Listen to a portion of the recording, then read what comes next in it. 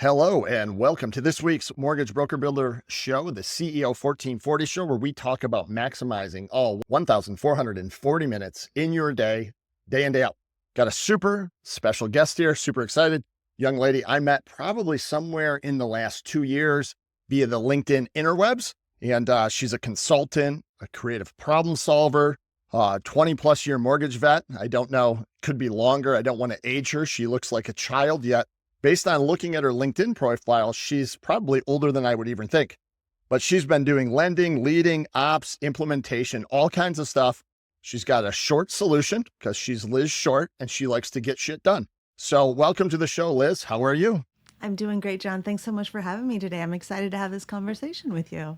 I am too. And we have talked on and off over the last couple of years. And Liz does, well, I'm just going to let you kind of give yourself a little, like your promo, your little running 30-second commercial. It could take 1 to 3 minutes, but just kind of let people know who you are, what you're all about.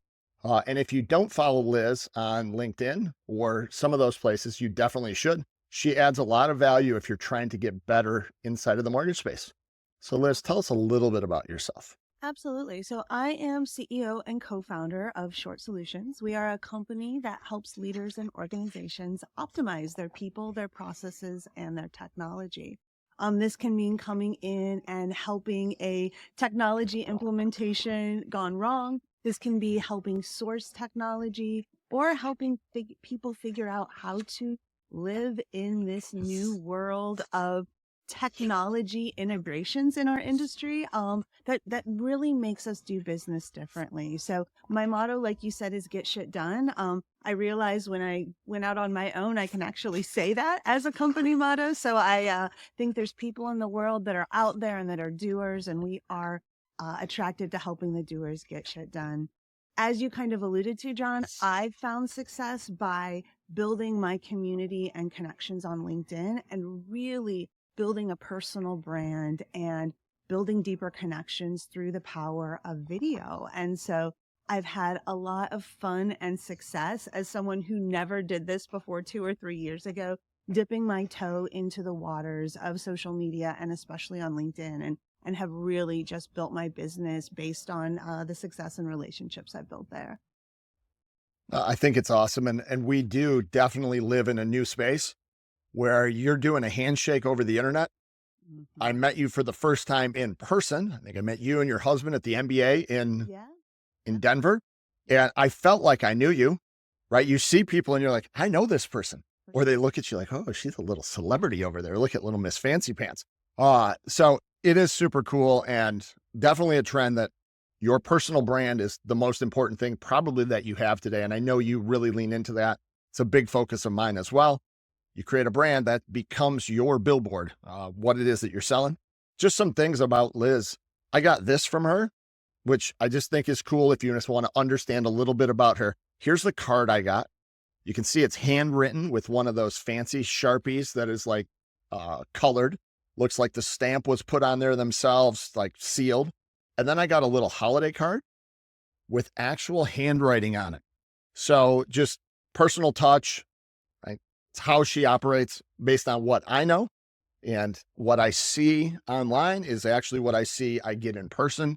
And a lot of people are fake. So pretty authentic based on all of my observations thus far. You get what you get when dealing with Liz. So I want to talk about some struggles, and a lot of the people that we have on this show or that listen, they're smaller mortgage brokers.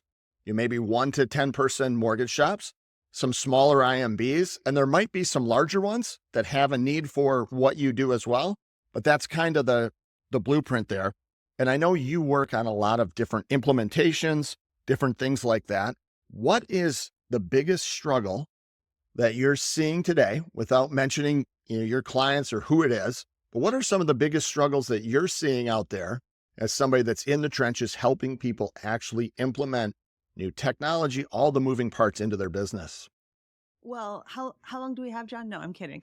There are a lot of challenges out there. And so, I think overall there are commonalities that I think our industry faces, right? Because we really are going through a tech revolution in our industry. I firmly believe that to survive in the next 5, 10, 20 years, we have to create a very seamless process for the next generation of consumers, right? They require us to have a very seamless online presence with also someone that you can call behind the scenes, right? I think you can tell from my card that I sent, I implement CRMs. I have a CRM. I think automation is great, but you have to be able to blend that automation with a human touch. And I think that's what successful mortgage companies in the future will be able to do. So challenges, right? What do people get wrong? Well, I think number one, people don't have a very clear vision in mortgage of what they want to accomplish, what they want to build, focusing on their differentiators, right? In the past, right, 20 years ago, let's say, mortgage technology told us how we had to do business, right? There was not customization. There was not configuration, right? We got tech and we had to change our process to fit that technology. That's not how it is today, right? All tech vendors will tout, oh, you can configure this, you can do anything at once, you don't need us, you can make it fit your process, whatever you want. Well, that means you have to be able to define what you want clearly. And I don't think in this industry overall, we've done a very good job of that. So I think that's a basic problem. And the solution is you got to really figure out where you're going to go, what that vision is, and then from there, start implementing successfully. I think number two, I would say, I'm going to throw some stuff at you, John, and then we can chat, is people are unrealistic about the amount of work they can do at the same time, right? We can call that resourcing. We can call that whatever you want. Even if you have all the money and all the people in the world, it's really hard to react and adopt change. So a lot of organizations get really, really good, especially if they have the capacity to roll out technology. They can get it live, but they see a real adoption on the backside. So I think we have to be honest about resourcing and how much we can do at once. And a lot of times the recommendation that I come in and tell people is we got to slow down a little bit in order to speed up and see that success that you have on the other side. So I think those are the two overarching problems that our industry faces in really figuring out how we can not only implement technology, but adopt it better on the other side as well too. Yeah, I literally talk about this very stuff every single day. I do something as I bring new clients in, we go through a foundation builder. And a lot of times what that is it's identifying the key constraints. And usually there's 1 to 3 inside of everyone's business that's holding them back the most. Yeah. And apparently we talk about poop a lot, but you talk about it and I talk about people getting their poop in a group. Yeah. A lot of small companies, brokers, they're maybe working on 50 things and it's spread out and they don't have a singular focus because as you just said, there's not a vision of where they're trying to go. So they're just throwing a bunch of stuff out there. I made a video today about going to the gym. Here's how a lot of companies operate. They would go to the gym, they'd do 30 seconds on a treadmill, run to the locker room, change clothes, swim a half a lap, do 1 arm curl with just their left arm, go to the Pilates machine, go into a class, talk to the yoga instructor. And at the end of the day, they spent 4 hours in the gym and they never even got sweaty because they lack the vision of where they're trying to go. So love that analogy. And I think it's really true, right? And a lot of times people feel like the technology is the problem, right? It's the swimming, it's the treadmill, I need to find the perfect thing. It's like, no, you have to actually commit to doing the hard work, and technology implementation is hard, right? Especially, again, getting that tech to work within the ecosystem of the other pieces of technology you have. That's what makes it difficult when they're all changing at the same time. So I think that's a great analogy. I'm gonna steal that from you too. I'll give you credit though. Steal away. It is one of those things I see over and over, especially when you sit down and I have a call. So if somebody comes in and I'll have this call with them and we're walking through their business. What have you tried? What worked in the past? What didn't? And they're on their 4th CRM. Oh, I use so-and-so with Go High Level. And then I use this CRM. I tried to use Shape and I tried to use Bonzo. And now I'm going with something else. And it's always been the CRM's the problem. Well, they all pretty much do the same thing. Yeah. It's that you weren't able to go in and actually implement it and you're just keep chasing that next thing. So And this is where you come in at a company level and you actually provide them with the consistency and a little bit of certainty that if you stick down the path, you'll get there. That kind of true? Absolutely. And I think, a lot of times, John, to your point, companies don't have a process for how they're making decisions about what technology is going to be purchased, how they're making decisions about timeline for implementation, right? And looking that stacked up against everything else that they have going on. And so that leads to a lack of transparency, visibility, right? And everything's going good until it's not. And so a lot of times leaders, owners, executives don't really know how the tech spend or the tech project is going until it's too late. And so we come in and help things that have gone off the rails go right, but then also figure out what those root problems are. I love what you said, right? Like every company has a few issues that are actually the things that they have to work through, and then help them set up a process, right? For bringing new work ideas in, decisioning how those get done, and then holding accountability for not only implementation, but planning for adoption of that as well too. And again, it's a process. It's probably new, but it's something that organizations can definitely implement, just like we're learning to implement all this new technology as well too. Yeah, it's one of the biggest problems that I see. Just companies across the board, it doesn't matter. And the fintech space that's selling this stuff does a really good job of selling it For sure. and all the problems that it's going to solve. But where you sit today, the gym membership, if you don't use it, doesn't solve your obesity problem. Absolutely. It's just, and I see that across the board. We teach a lot of the skills, and we do something inside of, when I do training, I try to put things together in 3 chunks. I call it the 3 S's, and it's not, S, shower and shave. One is the skill, which is the practical knowledge. And I know we've talked, you kind of do it the exact same way, maybe different words, but teaching of the skill. The actual thing that you need to do. And I like to use a Johnny Cash analogy. I right now in the next 3 minutes can teach you every Johnny Cash song. I can give you the skill for every Johnny Cash song. I'm going to send you over the PDFs of all the words. I'm going to send you a place where you have to put your fingers. It's only a couple of chords and you strum like down, down, up, up. There's like 4 strum patterns. Once you have the words, you have all the skill. Go get them, Tiger. Run a concert. The problem is that's where a lot of places stop.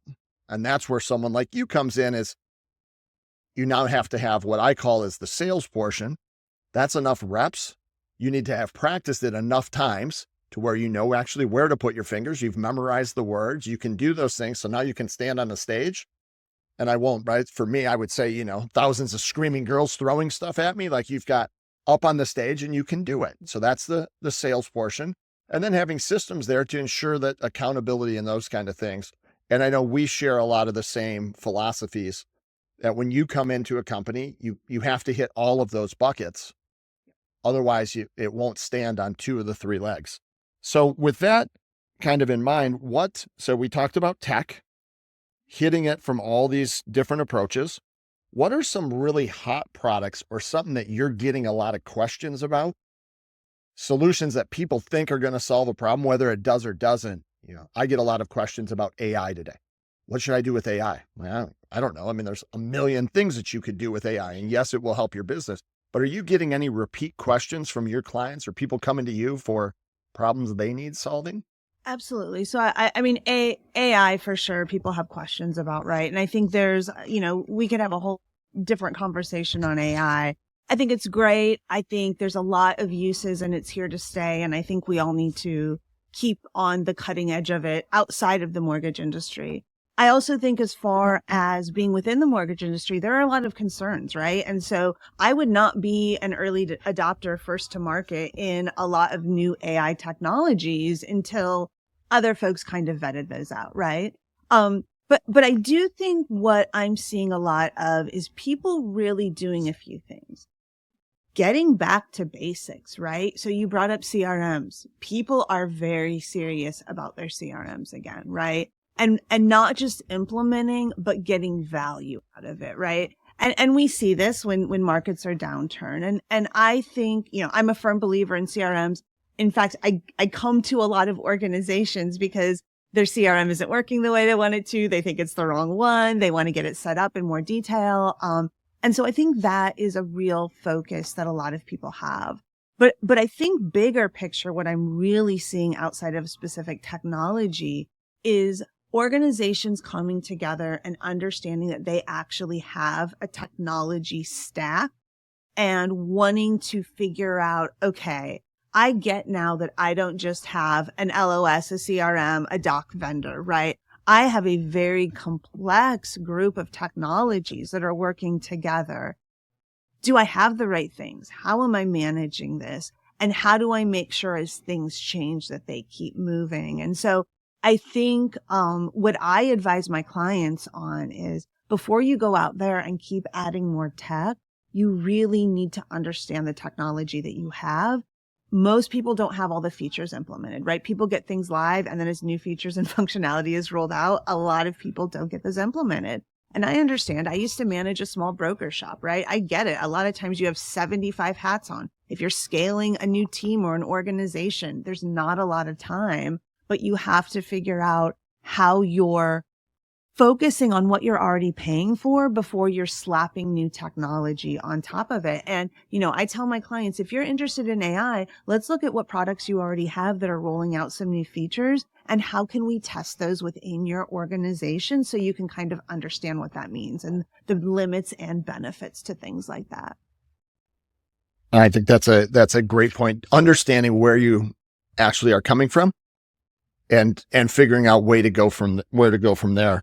Yeah. I love to say, I always tell people the best technology is probably not the best tech for you, right? You have to make sure that it fits within not only the ecosystem of technology that you have, but again, where are you trying to get to? What's differentiating you? Just because, insert large mortgage company down the street is using this technology, that doesn't necessarily mean that you need to or even should, right? Let's get back to basics and figure out where that fits in your goals and the tech stack that you have.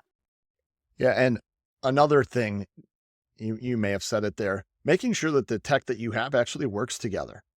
You're not in a bunch of silos. It's all of the components need to work together. Yeah.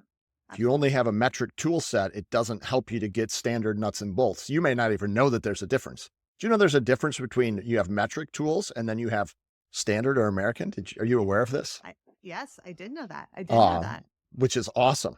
So I probably should not, right? That's like very sexist, probably even to ask the question, but a lot of people just don't know, right? Unless you've but like tools and they don't communicate well. And then you end up with problems there. Well, I think you bring up a great point, right? A lot of times people say they have this fully integrated tech stack. And what that means is some guy named Bob exports some data out of one system and uploads it into the new system every Monday morning at 9 a.m. That's not a fully integrated tech stack. And if that's what your tech stack looks like, and you're even thinking of starting to bring in AI, you need to solve those initial data flow problems first to have any wish of success going into the next level of technology. Yeah. And I see this as a lot of people come to me and they're, John, I'm trying to scale and grow my business. Yep. I want to recruit new bankers. Yep. Make sure your shit works. And then they'll see how cool it is and how they're going to be able to do more business because you've got good tech and the pieces actually work and can be beneficial. It's not like they have to come in and work with your 9 or 10 clunky systems, your legacy systems, that you actually have something that's there is, again, super important and relatively, in my belief, a lot more simple than you might think. It's simple by just deleting out the stuff that doesn't matter and just getting back to the basics as Liz has already mentioned. Absolutely. And if you want my prediction, historically companies has chosen their mortgage technology based on what their sales team wants, right? There are certain loan officers that want certain CRMs, certain LOSs, certain whatever. Doesn't matter what that, right? I believe in the future, customers are going to dictate what is used, right? Customers don't care about what technology a certain salesperson is comfortable with. They want to be able to go online, do things easily, it to move quickly, it to be seamlessly integrated. And so I do think that shift is happening now, and we'll continue to see that happen over time. That's really pushing forward thinking technology because that's what consumers are expecting across the board, and mortgage is going to have to keep up. I agree completely. I told somebody, I think yesterday, that in 5 years, I think things are omni-channel. You will just talk to something and it's going to communicate. You may be talking on your phone as if you were sending a text today, and the person on the other end may be in Skype, Facebook Messenger, some social platform that we haven't even determined yet. Sure. Inside of SMS, you're not even going to know where they're talking to them. It's just going to appear where they're at that given time. Yep. Yep. So And there's a huge benefit to that on the company side, right? Of being able to, again, have that data cohesively gathered. In a way, in order to do that, you have to know where it's coming from, right? And so you get so much visibility about your customer, or about your leads, or about your pull-through rate on different systems. So there's a huge benefit to spending the time, energy, and money, resources, whatever those look like, to getting your technology and data set up in the right way, because there's so much information your data is telling you that you just can't see because it's stuck in these clunky systems. agreed completely. So going to step back a little bit here. Yeah. Let's say you're starting your own brokerage. Ooh, okay. We got Liz Short Lending, and you're starting your own brokerage. You're out there thinking, where am I going to go? Do you start with your CRM or do you start with your LOS? Because I think that it's important. Like, you kind of have a starting point either at the end or at the beginning. Where do you start from? I love this question. You want me to be very tactical. I think it kind of depends where you're at in your journey, right? So if you are someone that's coming in and already has a large book and contacts, and you're trying to figure out kind of where you're going, I always recommend, for almost anyone in any business, you can't get a CRM too soon, right? If you even think that you might do sales or something like that, you should be organizing your contacts in a CRM or some sort of database today, right? The flip side of that, however, is, no technology vendor, and you know this, John, just does one thing, right? So an LOS isn't an LOS. Certain LOSs are also CRMs or point of sales or those different things. And so again, I think you really have to understand what your requirements are for manufacturing a loan as you're sourcing technology. We actually have a proprietary tool that we use and work through with our customers to define those requirements, weight them, and then as they're looking at these tech vendors and these demos, they're able to come up with more of an apples to apples answer of what that technology answer is, the right one for them. So, I mean, I know a lot of people don't like this, but there is no one size fits all solution. It's really having a process to understand what your specific needs are and then going in with a plan of how to understand that. I always tell my salespeople, I love tech vendors, I love tech salespeople, but they're going to show you all the shiny things, right? And so how do you make sure that you're going into those as someone who probably isn't sourcing technology all the time, with a plan, with a spreadsheet, with how you're going to rate these systems that all do different things together, to come up with that ideal technology stack for you. But to answer your question, probably a CRM. Okay, that was a very long answer, a great answer. Hey, if you're here, it's because you understand that the world is changing at an alarming rate, and you understand that big data is going to dominate as we move forward. Either you're going to use it to grow your market share, or somebody's going to use it against you to grow theirs. If you want to dig a little bit deeper here, take a look at your own business, figure out and identify some key constraints, maybe some things that you could do a little bit differently to grow a little faster. Here's what I can tell you. After 27 years of doing this, helping well over 1,000 loan officers earn hundreds of millions of dollars in commissions, there are a couple of key constraints inside of your business. I don't know what they are right now. I just know that they exist. So if you're curious about this, let's get on a strategy call.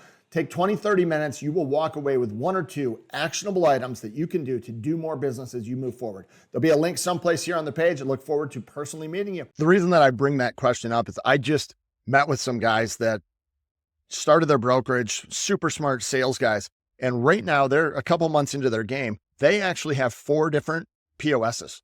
So they have 4 different points of entry, right? They're paying for a website that has a POS. They're paying for a POS. They're paying for a CRM with a POS. And I'm like, you have all of this redundancy. What are you going to use and what makes one better than the other? And they looked at me like they were just befuddled because they didn't put any thought into it. They just start signing up things.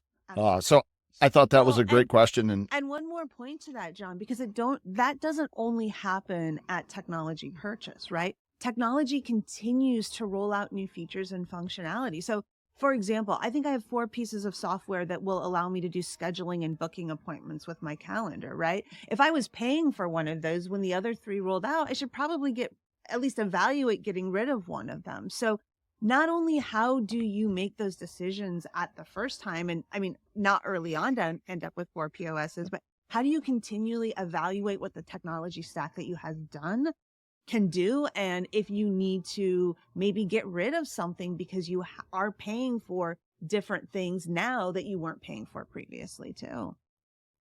Yeah, 100%. Just a lot of waste out there, and it's just a lack of understanding and not really knowing what's there, what you even need, and you get sold on the dream. So I have also recently had some conversations with some people. Believe it or not, there's merger and acquisitions happening inside of the small IMB broker space. Yeah. There's actually people looking right now today to buy small mortgage brokers, let's say, that are doing between 50 and 100 million. Yep. And they'll pay you a certain percentage of your EBITDA. They'll give you a certain number of basis points, and they just want a fractional ownership to level up to the hedge fund, the person behind there. So I've got a couple of people I've been in some pretty detailed conversations with about them selling a fraction of their company. Maybe they get a check for 600 grand, which is great for the owner operator today. Yep. And they still maintain 75% of their ownership of their company, and they get a big parent company behind them. Eliminates a lot of problems. So it's a super cool space. It's pretty quiet. And, you don't see people out there advertising that there's mergers and acquisitions happening at the broker level. But believe it or not, there is. And a lot of the things that I'm trying to kind of step back and take a bigger look at as I'm helping companies grow to that next level is, are they doing this as a job? Right? Are they putting the pieces together to just work, close loans, like produce something? Or are they actually building it as an asset where they've got standard operating procedures? And this is how it works. And this is how it would work if I was to leave. And this is what my sales directors do and my team does. Because what I'm noticing in the value that they pay for your company, what somebody's willing to pay, 2 companies that are closing $100 million with, 10 mortgage bankers, each doing 10 million a year. The one that has all the SOPs built out and kind of their poop in a group, as I like to call it. Yeah. Believe it or not, they're willing to pay a lot more. You have a bigger asset than just a machine that gets through there. Anything, I don't even know why I said that, other than it's just been something that's enlightening to me. But Go ahead. How would you, again, if let's say I want to sell my company in 3 years, what would be would there be a framework or something you would put in place to say, how am I going to get SOPs to where my business will function maybe if I was to leave on that smaller scale? Or I don't even know where you'd tackle this. I love the question, because I think it's actually the same problem or the same question on, what do I do if I want to prepare my company to sell or get some sort of investment in it, right? Or what do I do if I want to grow and scale in another way? I want to, go from 20 people to 100 people, 100 people to 500 people, right? I think those things require the same answer. And it's because, especially for brokers, I'm a small business owner. I understand it. You usually start out with 1-2 people, right? You're not going to start a company with all of these fancy policies, procedures, customer journey mapping, process flows, right? And so then the rub comes in, when do you actually get them done, right? So that's why we end up in this place. And a lot of times, if you are going to grow and scale, that makes sense. And that's when I get a lot of phone calls, right, to come in and help us do this. But I think, to your point, people don't think of their exit plan or investors as that being a value add. So where do we start? You eat the elephant one bite at a time, right? And so what I usually do when I have a customer that's talking to me about something like this is I start by asking them, what part of your process has the most, right? And then what part of your process is working really, really? Let's identify 2 really small areas that are really good and really bad. And we're going to use those 2 to work through how we build the processes and the procedures out. And, we start very ground level and then eat the elephant one bite at a time, right? After we figure out what that looks like, we can then train your staff or come in and help from behind the scenes, depending what that looks like. But I always tell people, pick one thing that you think you're the best at, pick one thing that you're like, oh, I wish this would work better, and then use those to build out your both in written word and visually, process flows and documentations. And what time frame are you trying to do that in? I try to look at things for newer companies in 90-day blocks. And the only reason being in 90 days, anything that was 90 days, your business can look completely different. Your problems in 90 days are going to be different. Do you kind of have an ideal time frame? And you're doing implementation, I think, of bigger things. So maybe that time horizon stretched out a little bit. But is there an ideal time frame that you should look at things in? Not too short, like that Goldilocks thing. Absolutely. I am a fan of 90-day planning, right? So Okay. for myself, my company, and for the companies that we help this with, we do annual goal setting and then quarterly planning, right? So I think even if we're doing a large implementation, we're going to be looking at things within the next 90 days.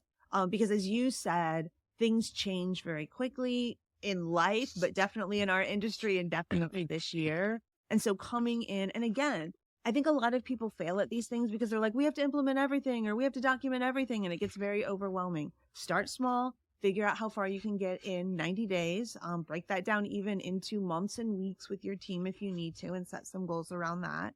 And really, I make some tactical decisions and get those done and then come back and execute on some other things. I totally agree with you, John. You had said something earlier, and I've heard the quote multiple times, but people overestimate what they can do in a day and underestimate what they can do in a year. Absolutely. And Absolutely. We get anybody, so focused on a year from now, but we forget, really kind of the day-to-day stuff that we need to really focus on to get us there. yeah, and anybody that is out there, and maybe if you're watching this and you're still here, it's because you have some of these constraints inside of your business. And Gary Keller wrote a fantastic book called The One. And it just talks about at any given moment, every single person that's alive on this earth has one key constraint. And I don't know what it is. And it could be, right? It could be your health that's holding you up from your business. It could be your relationship. It could be something that's happening with your kid. I don't know what it is. I just know that everybody has one key constraint that if you were to eliminate that, all other things inside of your entire world would get significantly easier or somewhat easier. And the key to getting ahead in life, I really believe, is just being micro-focused and hyper-focused on that one constraint. Identify what it is every single day, and then judge yourself. Am I any clearer on the constraint? At the end of the day, either you have a result or an excuse, and you do that repetitively. And like next thing you know, you end up, wildly successful. And it's just, Liz said, eating an elephant.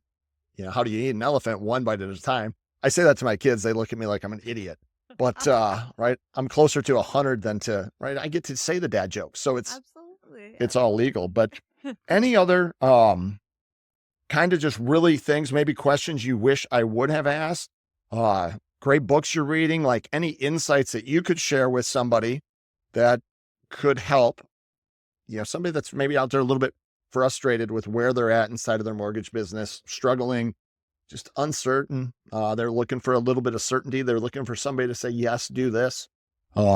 Absolutely. Well, I think, for mortgage executives, leaders, we are in a different world than we were 10 years ago, 20 years ago, right? And so it feels different. Not only the market uncertainty, which is a little different, but let's put that to the side, right? How we successfully build our business, work on our business is fundamentally different than it used to be. And that's really hard.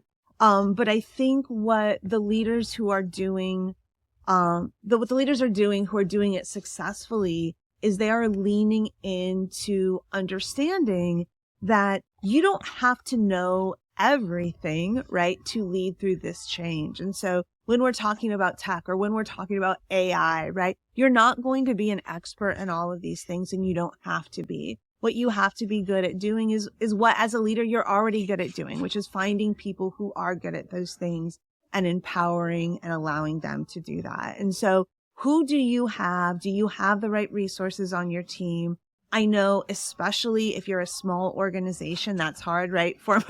Ran a broker shop. I had all the hats on. And so look into fractional leadership, right? It's something that we offer. John, I know it's something you offer and are familiar with as well too. It really is a great way in so many different areas to get high level resources, opinions, advice, work done on a scope and a budget that fits you. Don't do it alone is what I tell people across the board.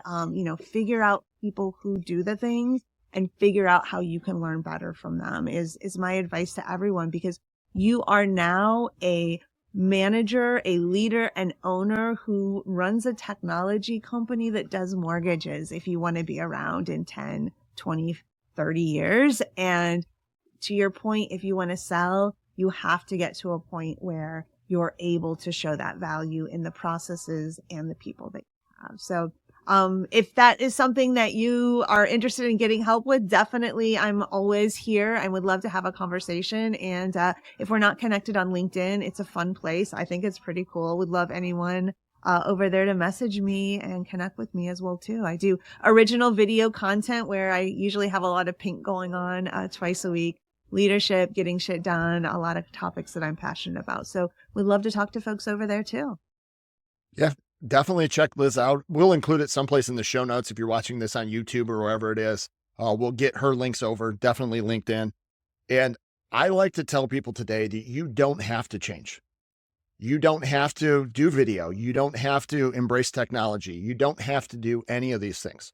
But what you also don't get to do, if you don't get to be upset in 5 years when you're more or less irrelevant. Your competition has taken your business. Other people are moving significantly faster and realizing more of their dreams than you. So you don't have to do it. You don't have to change. I think it was Darwin that said, it's not the strongest that survives. It's the ones that are most able to change. And I say this all the time. You are the CEO of your 1,440 minutes. Every decision, everything that happens in your life, you are ultimately responsible for. There is nobody else that's coming to save you. So if you've got questions, 100% for Liz, if you've got questions for me, if you're looking at ways to get your poop in a group, maybe you're a little bit uncertain of where your business is going, what the next step might be, I would love to have that conversation. I work with people. We start out with a foundation building program where we go through 12 weeks and kind of level set your business. And at the end of that 12 weeks, you have a tremendous amount of clarity of where you're going to go, what the next step is, and a little bit of certainty around what's actually going to happen. And people like Liz, if she's a better fit, I'm going to definitely send you over there as well. So reach out to me. I'd love to help you in any way, shape that I can. We've got a lot of different ways of doing that. I'm on LinkedIn. Liz is on LinkedIn. And we just appreciate you listening. And thank you all for your time. You are the CEO of your 1,440 minutes every day. Thank you, Liz. Thank you, John. If you're still here and you're watching this, you're probably getting something from our content. If so, maybe or I'm sure someone else that could also benefit. So if you could do us a solid, forward this, share it with your friends, other people that are like-minded that want help with simple solutions to grow their business. And if you want to do a little bit of a deeper dive someplace on here, there is a place to schedule a call with us to talk about your business and how we can grow it together. Look forward to hearing from you. Again, thank you for being here. Please do share.